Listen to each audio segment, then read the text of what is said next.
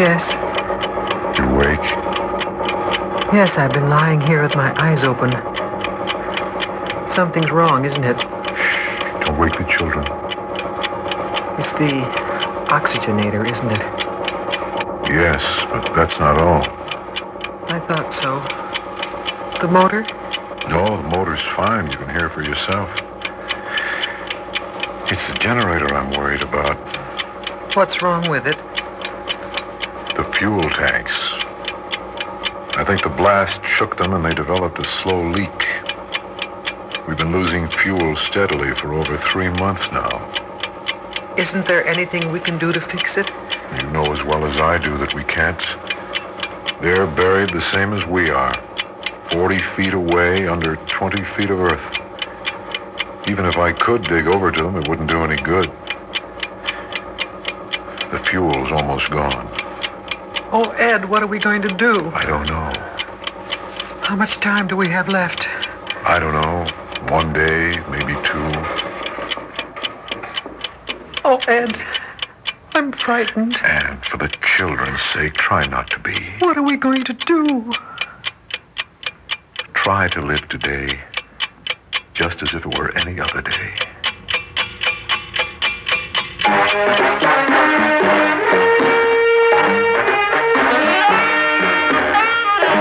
Theater 5 presents A House of Cards.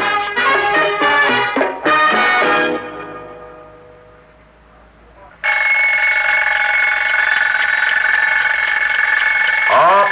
Everybody get up. Another day, come on. What time is it? It's time to get ready for school. Oh, I don't want to have school again today. I want to go outside and play. Now, Mark, let's not start that again today. Get up and get dressed, Mark. We need somebody to make the egg cycle go. Mother's going to make eggs this morning, and we'll need the extra power for the ventilator. Oh, boy, eggs. Oh, Mary, big deal, eggs. Every day it's the same old thing. Get up, ride the egg cycle, have school, take a nap, read, have more school. Mark? I want to go outside and play. Play? Now, Mark, you know very well why we can't go outside and play. The next thing you know, you'll have Mary all upset. Now, get dressed. We need the egg cycle to make the ventilator go for these eggs. Daddy, yesterday Mark said that the bomb was 100 megaton that hit us. I did not. You did too. I did not. All right. That's enough. Well, how big was it, Daddy? I don't know. It was 100 megatons, wasn't it, Dad? No. See? On the radio, they said it was 100 megatons. Let's not talk about the bomb. It's all right, Ann. On the radio, they said it was between 50 and 100. They didn't know for sure. They have no way of knowing. Well, did it knock down our house Yes, and my school? probably. How about Grandpa and Grandma's house? I don't know. I think not. They're pretty far away. Are Grandpa and Grandma still alive? Ed. It's all right, Ann. I think they're still alive, Mary. Grandpa's a pretty smart man. He could have gotten them away before the fire got to them. Well, Mark said there was nobody left alive in the world but us. Mark. I did not. You did too. Now, Mark, that was a terrible thing to say. Well, then how come we can't get anything on the radio anymore? Ed, I don't think this is a subject we ought to discuss before breakfast. I think it's better they know the truth when they ask for it, Ann. It's better than guessing about half-truths. Now, there could be any number of reasons why we can't pick up anything on the radio anymore, Mark. Maybe our antenna was destroyed by the firestorm that followed the blast. Maybe it's covered with radioactive ash. We know that most of the major cities were hit the same time ours was. Now, maybe the smaller cities don't have broadcasting stations powerful enough to reach us. It could be any number of things. But I can assure you of one thing. Somewhere, somehow, there are people left. Is my bicycle gone too? Yes. And the swing? Oh, I knew this was going to lead to no good. Now, Mark, you march over to the X-Cycle and get it going. This place is getting full of smoke. Now, Mary, darling, you wash your face and get out your homework. We're going to study fractions today, and you didn't do too well last time. Ed,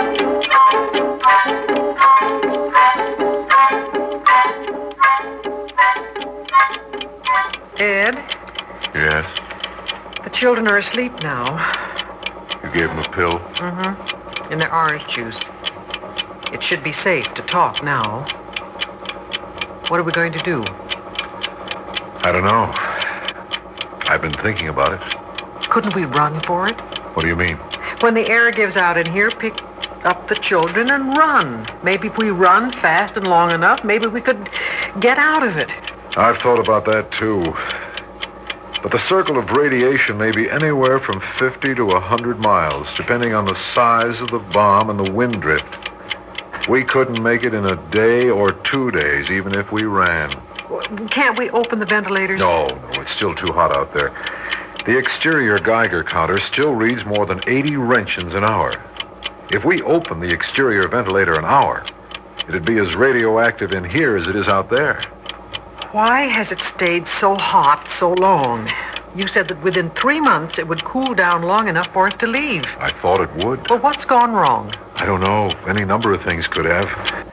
Maybe we were closer to the blast than we figured we would be.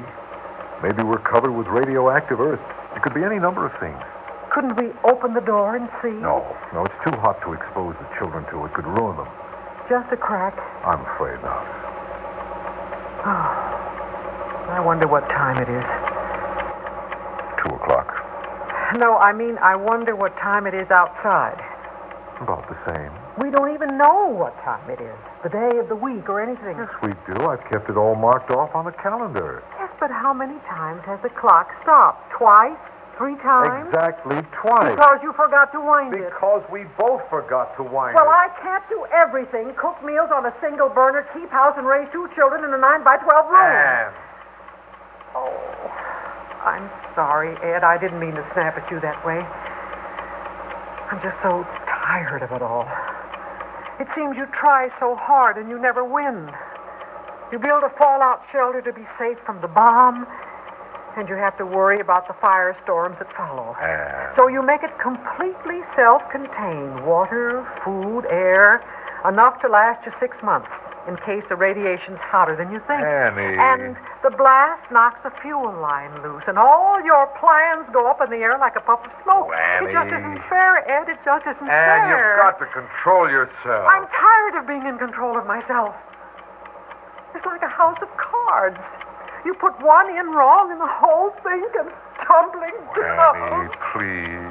It isn't fair. It just isn't fair. Annie. Is that it?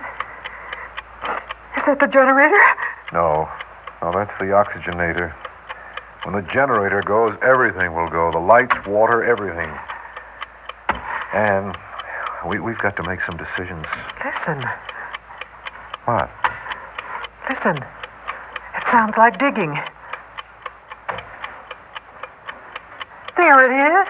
Do you hear it? Yes, I can hear it.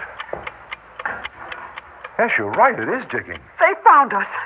Somebody's trying to rescue us. Anne, wait. They're here. We're safe. Anne, stay away from that door. But they're here. They found us. Anne, we have no way of knowing who's on the other side of that door. The Geiger counter says it's 80 roentgens an hour out there.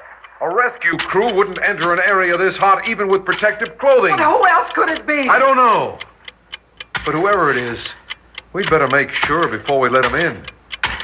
If he's been wandering around long out there, he won't be pretty to look at.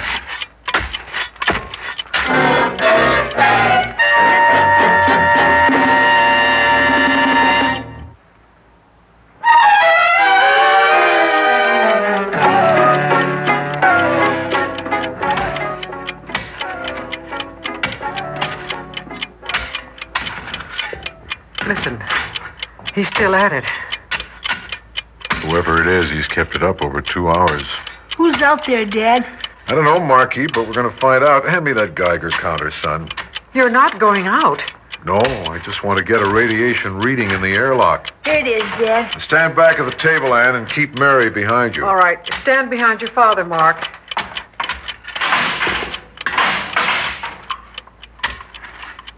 There's a reading of 10 just inside the inner door. boy. It's hotter in here. 10, 20, 40 at the door. That's hot.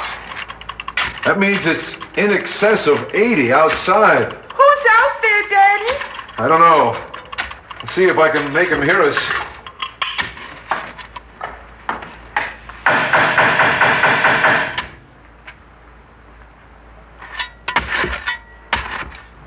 There's someone out there, all right. He hears me, but he won't answer. Who do you suppose it is? I don't know. Bill Bigler. What? Bill Bigler from over the next block. He's the only one in our neighborhood that built a fallout shelter besides us. But what would he be doing out there? He's got a Geiger counter. He knows it's too hot to be moving around out there. Food. What? Food. They've run out of food. Do you suppose? I know it is. I talked to Alice on the phone the day after they finished their shelter. She asked me how much food we were stocking, and I said enough for 6 months. Well, she laughed and said they were only stocking for 3 months. Bill said no radiation would linger beyond that, and if it did, they wouldn't want to come up to see what the world looked like. Could be. This is almost the 4th month. They could have lasted this long if they'd stretched things. I know it's them. Oh, they must be starving. We've got to help them. No. And they're our neighbors. We never so much as spoke to them until we built our shelters. But they're human beings. Ed, I'm warning you. Stay away from that door. Ed! Ann, put that rifle down. You're frightening the children. If you open that door, Ed Johnson, I swear I'll shoot you. And try to be reasonable. I am being reasonable. You can't build a shelter to protect your family from radiation and then throw it open to a total stranger. Bill Bigler is not a total stranger. He is if he's contaminated with radiation poisoning. And all I plan to do is put some food and water in the airlock. I'll open the outer door and lock the inner one. No. He can't get inside with the inner door locked. No, but the radiation can. You told me that. Not that much. Enough. You know that. Enough to hurt the children. Ann, those people are starving to death. Well, let them starve. Ann. Alice Bigler laughed when I told her we stockpiled enough food and water for 6 months. Well, let her laugh now. Ann, this is insanity. I mean what I say, Ed. Mommy, please don't. Ann, you're frightening the children. Please put the gun down. Please, Mom. Mommy, the light! Why the lights go out? Mark, go get the flashlight. Well, what happened, We've Dad? just run out of fuel, that's all. Will we be all right, Dad? Yes, nothing's wrong. I'll take care of it.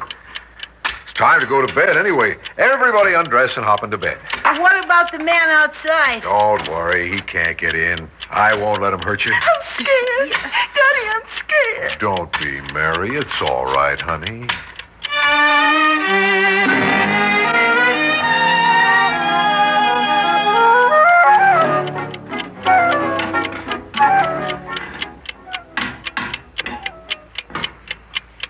He's still at it. Yes, but he's getting weaker. What's he doing out there? It sounds like he's trying to pry the door open. Depending on how long he's been out there, he must be pretty sick. He's probably leaning against the door, vomiting. Oh, Ed, please. I'm sorry. Are the children asleep? Yes, finally. What are we going to do? I don't know. Ed, couldn't we please try and run for it? And the most distance we could cover would be 20, 30 miles. In places, the ashes would be hip deep, maybe higher. In the end, we'd wind up like him. There just wouldn't be any point in it. Couldn't we try and open the air vents? No, it's still too radioactive for that. We might just as well open the door. Oh, why has it stayed so hot for so long? The brochures, everything said you'd be able to leave at the end of 3 months, 4 at the most. Now, what went wrong? If I knew, Ann, we wouldn't be here. So many things can go wrong that you never count on. Maybe we were just too close to the blast. I don't know. How much air do you think we have left? An hour. maybe less. What'll happen then? The oxygen in the room will be gone, and we'll start breathing our own carbon dioxide. Will it be bad? I don't know. If you're asleep, it shouldn't be bad. Certainly not as bad as being out there. Do you think we'd stay asleep through it? I was just wondering about that. If we took sleeping pills? Yes, then I think so. Well, then that's the way I want us to go, Ed. Asleep. And all of us together. That's what I was thinking, too. I'll have to wake the children. What for? To give them a pill. I don't want either of them to wake up trying to breathe. All right, dear, but hurry. Time's running out. I'll put some food and water in the airlock. But why? You said it wouldn't do him any good. I know. But maybe it'd be nice if just once before he dies, he knows the world isn't completely devoid of human beings. Hurry, Ann, the air's getting bad. Mary, Mark. Wake up, Mark. I want you to take these. Is it time to get up yet? No, darling. Just drink this and go back to sleep. Tell me when it's time to get up. I will. Mary. What? Mother wants you to take these What for? to help you sleep. I don't want any. Oh, but Mary, they're good for I you. don't want any. Ed, That's all right. Here. Give them to me. Mary, you have to take your pills, honey. We're all taking them. See? I'm taking mine. And Mommy's going to take hers. What are they? Well, they're just sleeping pills so we can all go to sleep together. Will we wake up together?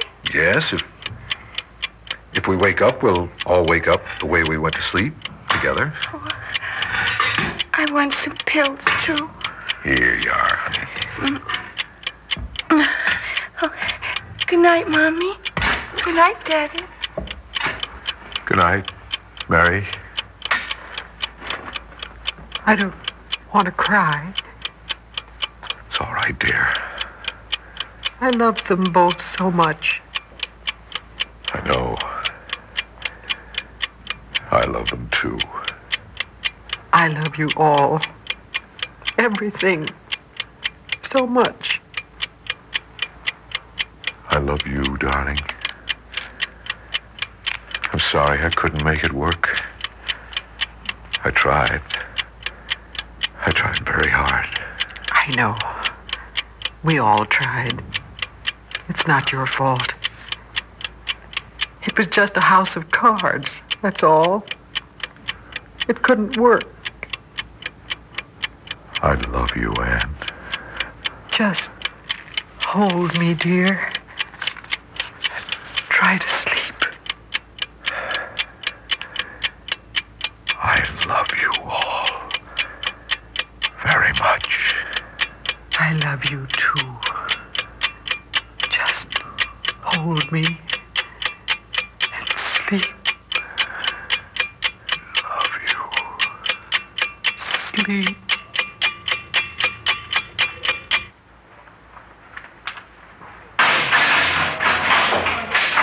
Get those stretchers in here. Take the children first. Take the woman's pulse, Greg. She got too hysterical near the end. Do we have their stomachs pumped, Doctor? No, they took only one sleeping pill apiece. That much will just help them sleep the whole thing off. Be careful with those children there. Would you say the experiment was a success? A family of 4 in a 9x12 fallout shelter for 9 months. Yes, I'd say they did pretty well. But they lost touch with reality toward the end. You probably would have, too, if your only contact with reality was a radio. And suddenly that was taken away from you. But they really thought they were survivors in a fallout shelter. The last people left alive on Earth. Greg, that was the purpose of the experiment. To change the variables until you find the breaking point. Anybody can survive when everything's running smoothly. But break their communication, disrupt their fuel supply, threaten them with the unknown from without. And they did pretty well. For 2 months, they wouldn't mention to each other that they were losing fuel. Neither one would mention it, for fear of frightening the others. They did pretty well. Then the experiment was a success. No, the experiment wasn't a success, but the people were. As long as people have to hide under the ground, all experiments are failures.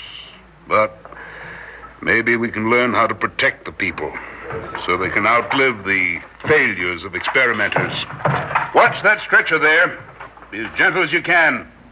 That's a human being you're carrying.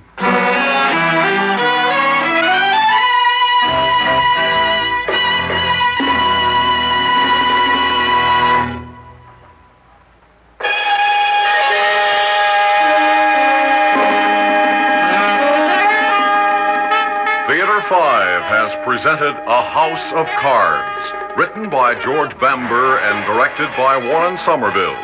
In the cast, Vicky Bola, George Petrie, Bryna Rayburn, Cecil Roy, and Guy Sorrell. Audio engineers Bill Sandreuter and Marty Folia. Sound technicians Ed Blaney and M.C. Brock. Original music by Alexander Vlastotsenko. Orchestra under the direction of Glenn Osser. Executive producer for Theater 5, Edward A. Byron. We invite your comments. Write to Theater 5, Box 233, New York, New York. This is Fred Foy speaking.